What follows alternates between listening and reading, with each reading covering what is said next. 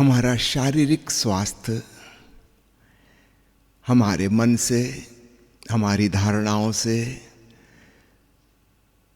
हमारी कल्पनाओं से, संक्षेप में कहें तो हमारे सम्मोहन से प्रभावित होता है काफ़ी हद तक। प्राचीन युग में शारीरिक बीमारियां ज़्यादा थीं, भोजन की कमी थी, विटामिन्स का, मिनरल्स का, प्रोटीन्स का ज्ञान नहीं था, क्या ज़रूरी है, क्या सम्यक भोजन, इसके बारे में भी सही पता नहीं था।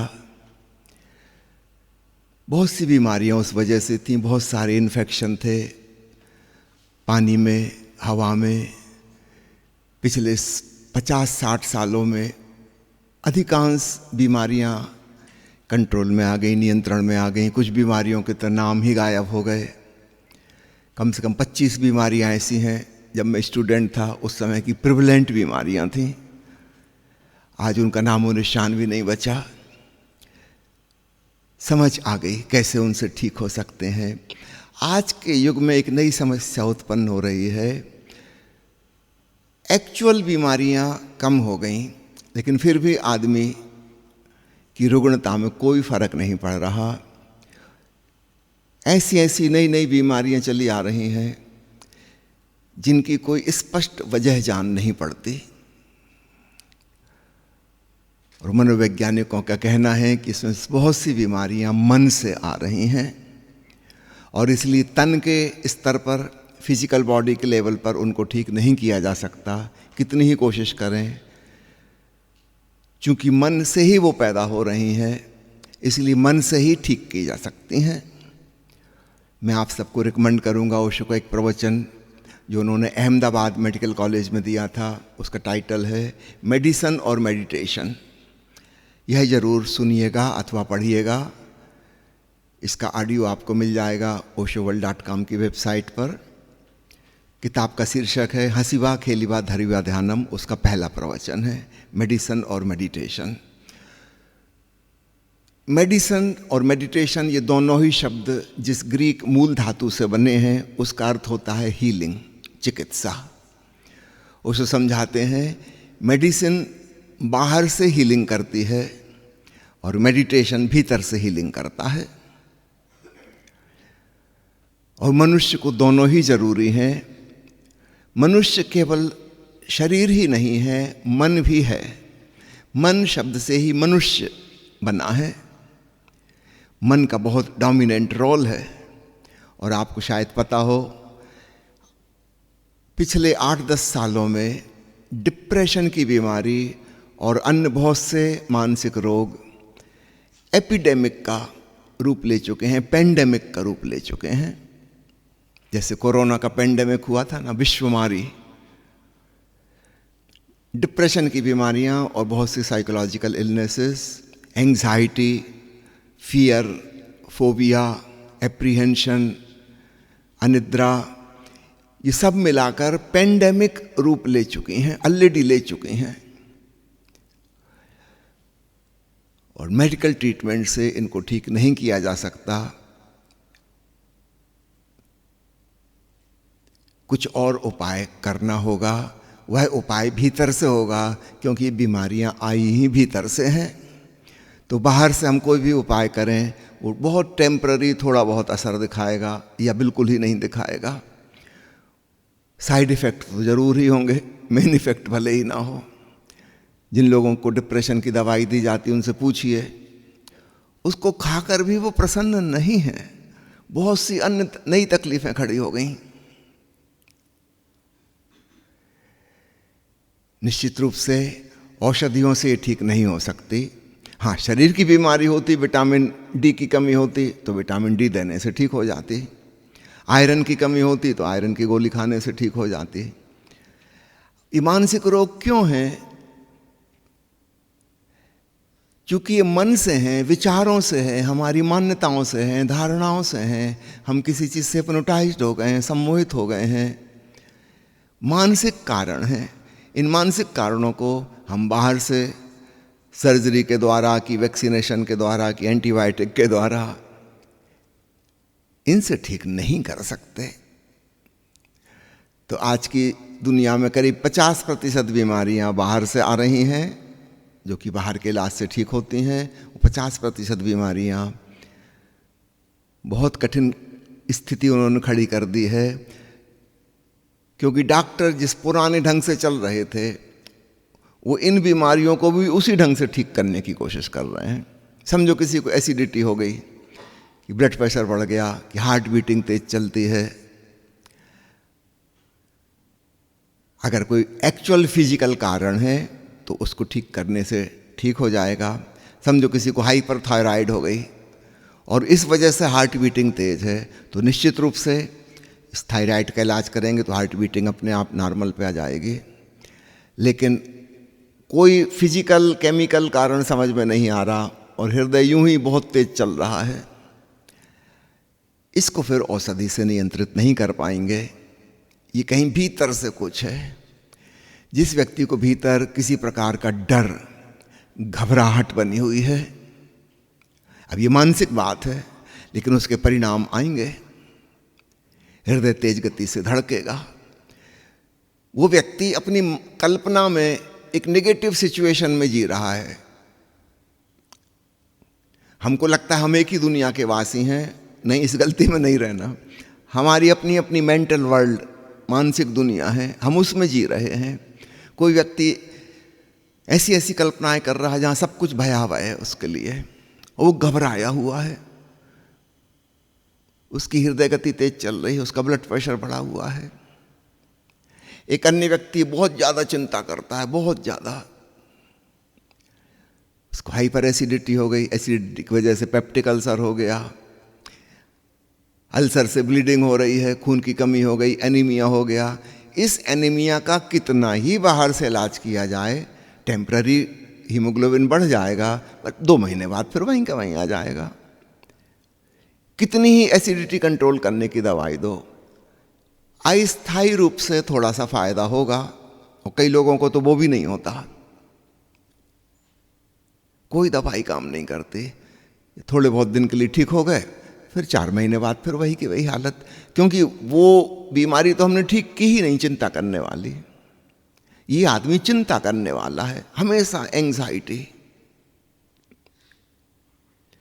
कुछ नेगेटिव इमेजिनेशन कर लेता है और भयभीत होता रहता है, फिक्र करता रहता है कि ऐसा हो गया तो क्या करेंगे, ऐसा हो गया तो।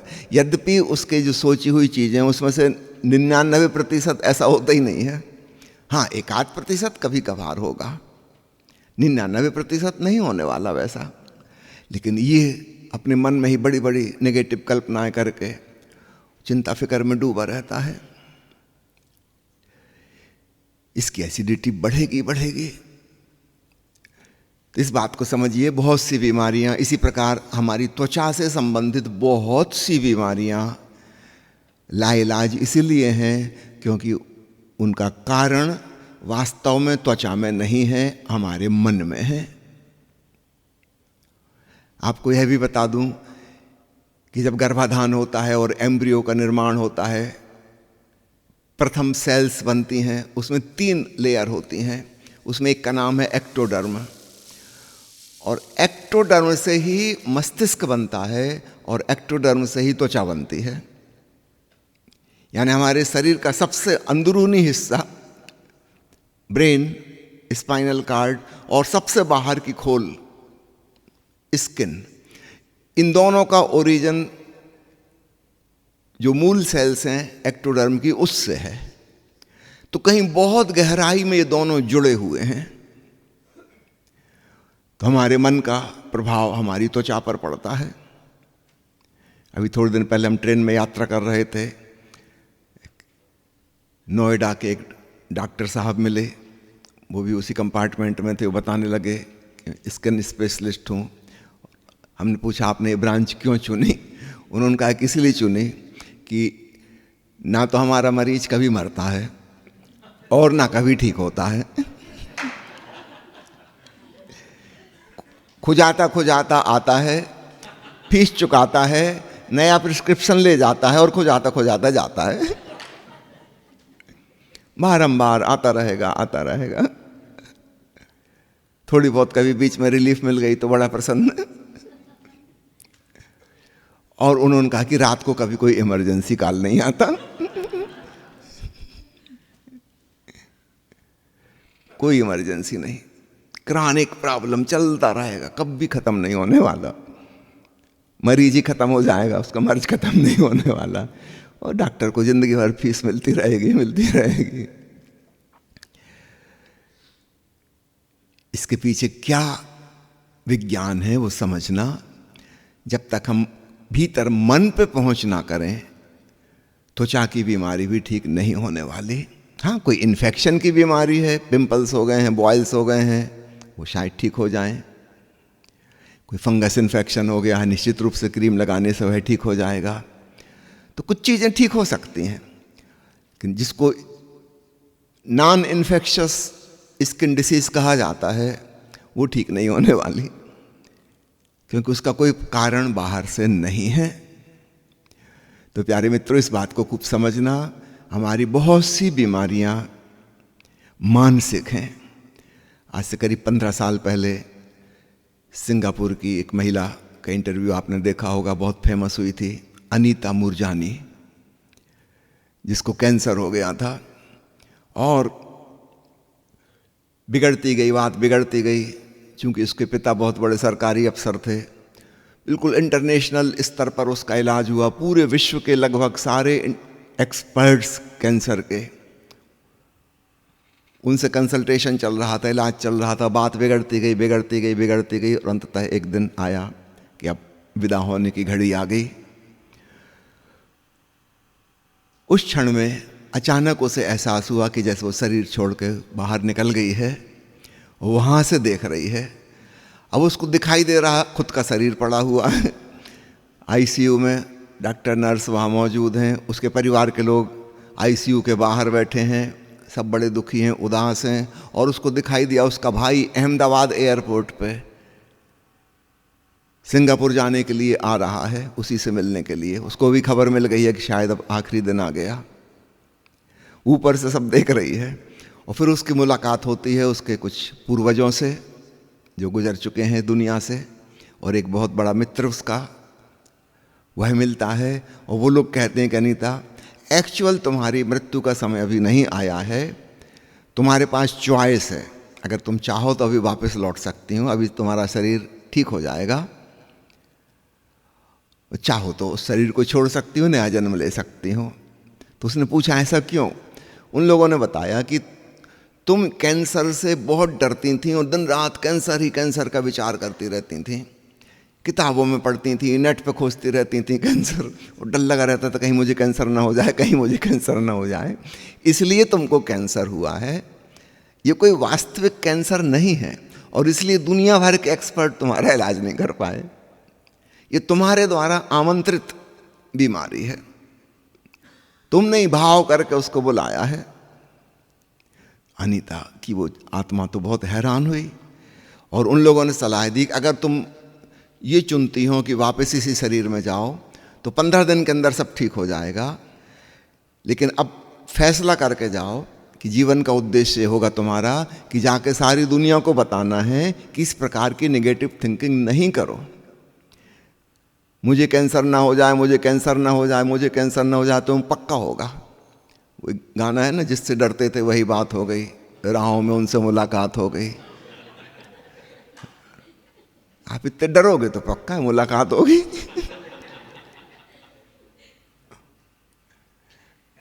वैसे ये गीतकार से मैंने पूछा था कि आपने गीत क्यों लिखा, राहों में उनसे मुलाकात हो गई। बोले एक बार मुझे ड्राइव कर रहा था, लाइसेंस मेरे पास था नहीं, और मिल गया पुलिस वाला और चालान हो गया। जिससे डरते थे वही बात हो गई, हो गया चालान। तो उन्होंने लिखा था तो इस उद्देश्य से था, अगर फिल्म प्रोड्यूसर को लगा के रही तो हीरो हीरोइन के ऊपर भी फिट हो जाएगा। तो उसमें लगा। आपने भी गौर किया होगा, जिस चीज़ से आप डरते हैं उसके होने की प्रोबेबिलिटी, संभावना बहुत ज़्यादा बढ़ जाती है। जिनको डर लगा रहता है एक्सीडेंट ना हो जाए, एक्सीडेंट ना हो जाए, हो गई होगा। आप दिन रात भज रहे हो, कीर्तन कर रहे हो, एक्सीडेंट ना हो जाए, होके रहेगा। परमात्मा चाहता है कि तुम भी खुश हो जाओ, जो तुम चाह रहे थे हो गया। सावधान। अभी कोरोना काल में आपने देखा होगा, जो लोग जितने ज़्यादा डरे हुए थे उनको उतनी ही सीवियर बीमारी हुई, और जिन लोगों ने फिक्र नहीं की, चिंता नहीं की उसकी, अरे होगा तो होगा देखेंगे, उनको एक तो हुई नहीं बीमारी, अगर हुई भी तो बहुत माइल्ड होकर निकल गई, कोई बहुत बड़ा रूप उसने नहीं लिया। अगर उनकी मृत्यु हुई है तो फिर वो डॉक्टरी इलाज से हुई है, बीमारी से नहीं हुई है। क्योंकि डॉक्टर भी पीछे पड़े रहते हैं, वो यमराज के एजेंट हैं। यमराज ने दिया हुआ है ठेका कि 31 मार्च के पहले इतनों को निपटा दो।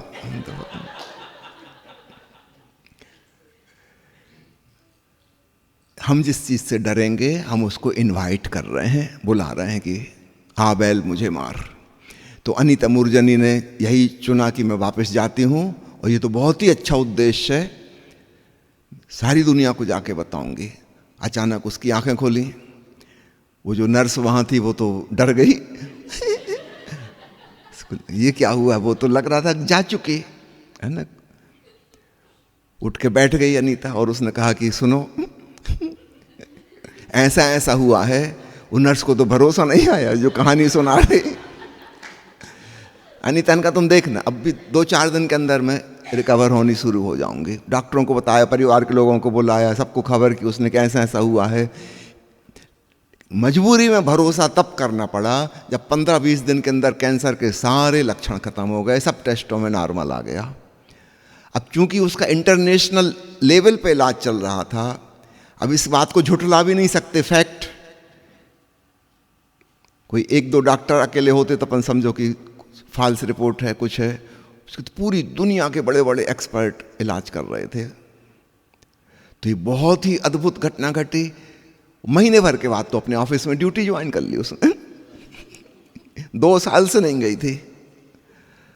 और तब उसने पत्रकारों को, चैनल वालों को, टीवी वालों को बुलाना शुरू किया कि मैं कुछ बात बताना चाहती हूँ। फिर उसने धीरे धीरे वर्कशॉप लेना शुरू किया। फिर तो पूरी दुनिया में उसका बड़ा नाम हो गया। एक बहुत महत्वपूर्ण संदेश उसने दिया अपने खुद के जीवन के उदाहरण से, और प्रमाण कि 15 दिन में वो कहाँ गया कैंसर।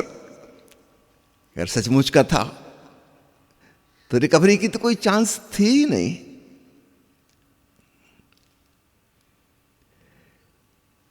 कुछ बीमारियां हम इस प्रकार से बुलाते हैं कि हो ना जाए, हो ना जाए, हो ना जाए। ये भी बुलाने का एक तरीका है। कभी कभी हो जाए कह के भी हम बुलाते हैं, है ना। मैं अस्पताल में नौकरी करता था।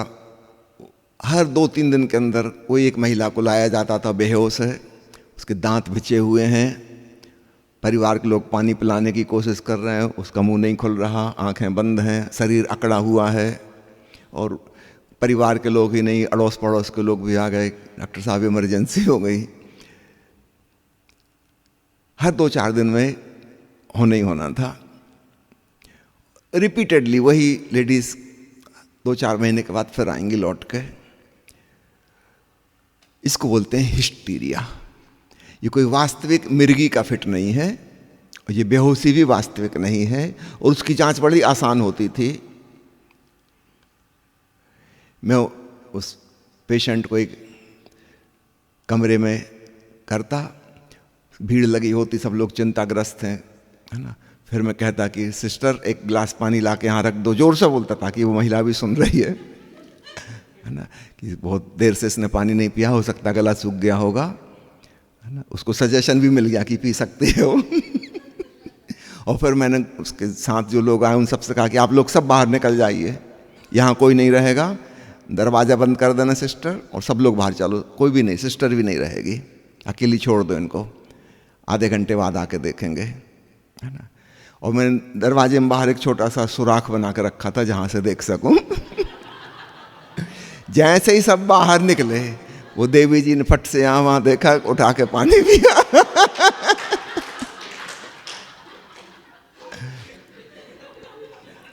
डायग्नोसिस कंफर्म, टेस्ट हो गया। ये महिला क्यों बेहोश हुई? ये अटेंशन चाहती है, she is an attention seeker, मेरी तरफ ध्यान दो। और अक्सर ये बीमारी बदसूरत महिलाओं को होती है, जिनको कोई देख नहीं रहा, कोई ध्यान नहीं देता। तो क्या करें, कैसे लोगों का ध्यान आकर्षित करें? ये अच्छा उपाय निकाला उनने। बड़ाम से बेहोश होकर गिरे। घर के लोग दौड़े दौड़े आए। जो सास इसको गाली देती रहती, तब वो पंखा चल रही है, बहू रानी क्या हो गया, पानी छिड़क रही है। पतिदेव जो देर से घर आते थे हमेशा कि ऑफिस में बहुत काम है, उनको फ़ोन किया जाता है, वो भागे भागे आते हैं। इमरजेंसी एम्बुलेंस बुलाई जा रही है, अड़ोस पड़ोस के लोग आ गए, इतने लोग ध्यान दे रहे हैं। ये महिला प्रसन्न ये सौदा करने जैसा है। 2-4 महीने में जहां उसको लगा कि मुझे ध्यान की कमी है, वो बेहोश हो जाएगी। ये होगी घटना हमेशा किसी की उपस्थिति में, अकेले में कभी नहीं होगी। मिर्गी का जब फिट आता है तो अकेले में भी आ सकता है, वो नींद में भी आ सकता है। और मिर्गी के फिट में जब मरीज गिरता है तो उसको चोट लगती है, जब उसके दांत भिज जाते हैं तो अक्सर उसमें जीभ दब जाती है, ओंठ दब जाते हैं, खून आने लगता है। हिस्टीरिया में कभी ना जीभ कटती, ना होंठ कटता, ना गिरने में कभी चोट लगती, ऐसे ही संभल के गिरती हैं। आज तक जरा सी खरोंच भी नहीं आती। नाटक पूरा है, चोट बिल्कुल नहीं, कहीं नहीं।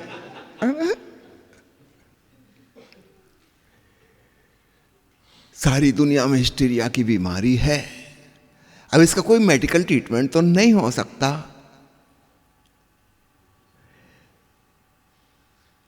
उस महिला से कह भी नहीं सकते कि तुम्हारी तकलीफ ये है, अटेंशन सीकर हो। लेकिन इनडायरेक्ट वे में परिवार वालों को कन्विंस करना पड़ेगा कि इसके ऊपर ज़्यादा ध्यान दो, इससे बातचीत करो। पति से कहेंगे समय पे घर आओ, देर नहीं करो, है ना। बच्चों से कहेंगे मम्मी पे ध्यान दो। इनडायरेक्ट वे में सीधा सीधा कहेंगे तो बुरा लगेगा, हर्ट होगा, और वो मना करेगी कि आप क्या नाटक कर रहे हैं, कि झूठ हूँ, कि ड्रामा कर रही हूँ। नहीं, ड्रामा नहीं कर रही है, जो हो रहा है वह वास्तविक है, लेकिन उसको भी नहीं पता अनकॉन्शियस माइंड कैसा खेल खेल रहा है। मेरा एक भतीजा था जब छोटा, स्कूल गोइंग एज में, सुबह सुबह वो अंधा हो जाता, उसको कुछ दिखाई नहीं देता, टटोल टटोल के चल रहा है, दीवार पकड़ के एक एक चीज पूछ रहा है, ये कहाँ है, वो कहाँ है। उसका इतने आंखों के डॉक्टरों से जांच करवाई, डॉक्टर कहते हैं आंखें तो इसकी ठीक हैं। उस सुबह थोड़ी देर ही रहता था अंधा, कुछ देर के बाद ठीक हो जाता था, सब दिखने लगता। स्कूल की बस जैसे ही निकली, आंखें ठीक हो जाती हैं। जब तक स्कूल की बस नहीं आई है तब तक वो बिल्कुल ब्लाइंड, और उसको चोटें भी लगती, गिरता भी। इसका क्या इलाज हो सकता है? वो स्कूल नहीं जाना चाह रहा। आप में से इतने लोग बैठे, बताइए आपको भी कभी कभी पेट दर्द हुआ होगा स्कूल ना जाने की खातिर। पेट, हाँ वो हाथ उठ गए। है ना, वो पेट दर्द ऐसा नहीं कि बच्चा झूठ बोल रहा है, रियल में हो रहा है ना। और जैसे ही स्कूल जाने का समय खत्म हो जाएगा, अब कोई चांस नहीं है, पेट दर्द भी अच्छा हो जाएगा। इस पेट दर्द को किसी गोली से, इंजेक्शन से ठीक नहीं कर सकते। इसके लिए तो गहरी समझ डेवलप करनी पड़ेगी, है ना। बच्चा स्कूल नहीं जाना चाहता, वहां पे इसको क्या तकलीफ है वो समझना होगा, उस तकलीफ को दूर करें ताकि स्कूल जाना इसके लिए सुखदायी हो। इसको कोई बड़ा कष्ट है वहां, ये किसी भी प्रकार अवॉइड करना चाहता है। जब तक हम उस परिस्थिति को नहीं समझेंगे, या तो टीचर से डरता है, या कोई और दूसरे बच्चे हैं जो इसको तंग कर रहे हैं, कोई ऐसी सिचुएशन है ये उसको फेस नहीं करना चाह रहा, और इसलिए ये पेट भी दुखा सकता है, लूज मोशन भी हो सकती है, अंधा भी हो सकता है, कुछ भी हो सकता है। निश्चित रूप से हल थोड़ा कॉम्प्लिकेटेड है, इतना आसान नहीं कि गोली खिला दी, लेकिन वही एकमात्र हल हो सकता है। चाहे कितना ही कठिन हो, करना तो वही पड़ेगा। या इस बच्चे के भीतर संकल्प पैदा करना पड़ेगा कि ठीक है, कोई कठिन परिस्थिति भी है तो आपको जूझना होगा, you have to face it. थोड़ा बहुत हम परिस्थिति में परिवर्तन कर सकते हैं, लेकिन मुख्य रूप से तो इसकी मनस्थिति में परिवर्तन करना होगा, क्योंकि परिस्थितियां हमारे कंट्रोल में तो सब नहीं हो सकती। आज स्कूल है, कल दूसरी चीजें होंगी, कुछ ना कुछ तो कठिन परिस्थितियां आती रहेंगी। इसकी मनस्थिति को मजबूत करना होगा, विल पावर जगाना होगा। तो जब हम कहते हैं मानसिक रोग, तो ऐसा नहीं समझिए कि जानबूझ के वह कर रहा है, उसका चेतन मन को कुछ नहीं पता, लेकिन अवचेतन मन ने अपनी चाल चली है किसी प्रकार से, एक सुरक्षा की दृष्टि से उसके लिए। तो बहुत सारे मनोरोग इस प्रकार के हैं, यहां तक कि हमारी शारीरिक उम्र हम जो सोचते हैं करीब करीब वैसी हो जाती है। ओशो के प्रवचन में आपने सुना होगा जॉर्ज बर्नार्ड शॉ का उदाहरण। जब वो 80 साल का हुआ, तब उसने लंदन के कब्रिस्तानों में जा जाके पढ़ना शुरू किया। कब्रों पे लिखा रहता ना कि कौन सज्जन कितने साल में विदा हुए। वो जाके उसने नोट्स बनाने शुरू किए। फिर वो लंदन के बाहर गया, आसपास के गांवों में, फिर दूर दूर के गांव में जाना उसने शुरू किया। और हर जगह शहर में नहीं जाता था, सीधे कब्रिस्तान जाता था, अपनी नोटबुक लेकर नोट करता था कि यहाँ के लोग कितने उम्र तक जीते हैं। एक गांव उसको मिल गया जहाँ एक कब्र पे लिखा था कि 104 साल की अल्पायु में देहावसान हो गया। और सभी लोग वहाँ वैसे ही थे, कोई 96 साल, कोई 108 साल। उसने उस गांव को चुना रहने के लिए। उसके मित्रों ने कहा, बुढ़ापे में तुम्हारा दिमाग खराब हो गया, तुम एक साहित्यकार हो,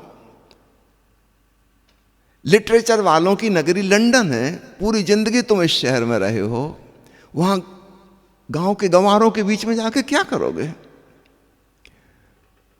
बर्नार्ड शॉ ने कहा कि अगर मैं अब लंदन में रहूंगा तो बस समझ लो 2-4 साल से ऊपर मैं जिंदा नहीं रह पाऊंगा, क्योंकि यहाँ की आब हवा, यहाँ के वातावरण में ये बात है कि 80 साल की उम्र बहुत होती है, प्लस माइनस 2-4। और क्योंकि सब लोग ऐसा मानते हैं, वो बचपन से मैं आ रहा हूं, मेरे भीतर भी ये मान्यता घुस गई है, तो फिर मेरे मरने का समय आ रहा है। मैं उस जगह जाकर रहूंगा जहां के लोग मानते हैं कि 100+ नॉर्मल एज है, जहां 104 वाले के लिए लिखा है कि अल्पायु में देहांत हो गया। तो वहां कोई बात है। उसने शिफ्ट कर लिया, लंदन छोड़ दिया, वहीं जाकर रहा। 20 साल की एक सुंदरी से उसने विवाह भी कर लिया 80 साल की उम्र में। कहा कि यंग लोगों के साथ रहोगे तो यंग हो जाओगे, बुढ़े बुढ़ियों के बीच में रहोगे तो उनको देख देख के तुम भी वैसे ही हो जाओगे। पता चला आज वो खत्म हो गए, उनको हार्ट अटैक हो गया, उनके पैरालिसिस हो गई, तो तुम्हारा भी बस वही होने वाला है। 20 साल की लड़की से उसने शादी की और इतिहास गवाह है 100 साल जिया, पूरी सेंचुरी बनाई उसने। हमारा मन अगर राजी हो जाए तो वैसा होने की संभावना बढ़ जाती है। याद रखिए, संभावना कह रहा हूं।